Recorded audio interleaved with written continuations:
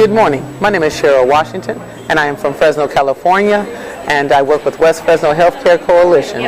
I'm here to tell you about my family and how cancer has affected it. My grandmother, my mother's sister, and my two sisters all had cancer. It's 5 women in my family. They all have passed except for my oldest sister. My youngest sister died when she was 29. My aunt died when she was 65. My mother died when she was 65, but my grandmother lived to be 99. Cancer is one of those diseases that if you do not catch it in time, it is very gruesome to the body. What I have learned here at this symposium is how important the research aspect of cancer is to all of us. If we can catch it early, the different sonograms and mammograms that we take, if they could be perfected, that it might be caught early. If insurances would pay for genealogy type testing so that with 5 people in your family all having different strands of cancer, if a study could have been done, it would be helpful to a lot of other families.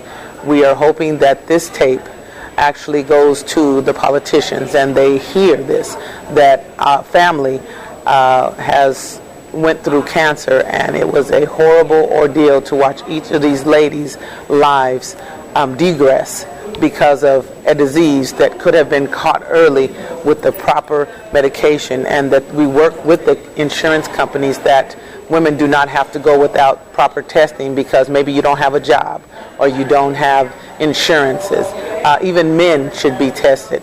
Young girls should be told about this, not wait until they're 40, but at 18 be preparing themselves to check themselves monthly because your hormones change. My sister had cancer at 19 and died when she was 29. She only had 1 breast removed, where my grandmother didn't have any removed. She was just at that age where she said nope. My mother and my aunt both had reconstruction. They went through different programs and were told that if they made it 5 years that the risk would be gone, and 2 years later they both had passed. So I'm just really screaming out to any of the politicians who may have had cancer in their family, that you know what this does to a family, to watch a family member suffer like this. So we're really asking that you would put yourself in the places of these men and women who have gone on before us. It always takes people's deaths before we learn anything, and this is a disease that we could catch a handle on if we all work together. Nonprofits need to be funded. Researchers need to be funded.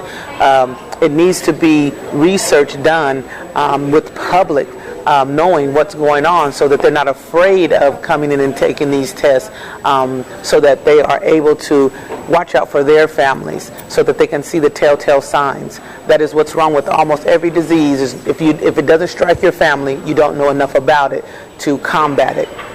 And we really would like this disease to be caught and actually eradicated so that no one else has to suffer through cancer. I'm really, I want to break down and cry here because I'm just really telling you that this is a horrible disease. When you hear the word stage 4, you are in for a horrible rest of your life.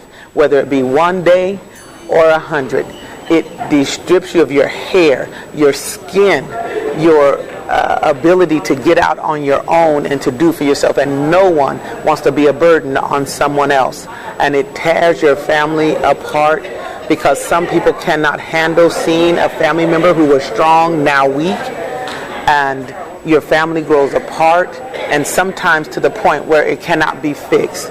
So I'm just really imploring you to please take the time to check out the research and see what we can do to eradicate this disease. I thank you so kindly for your time, and you have a great day.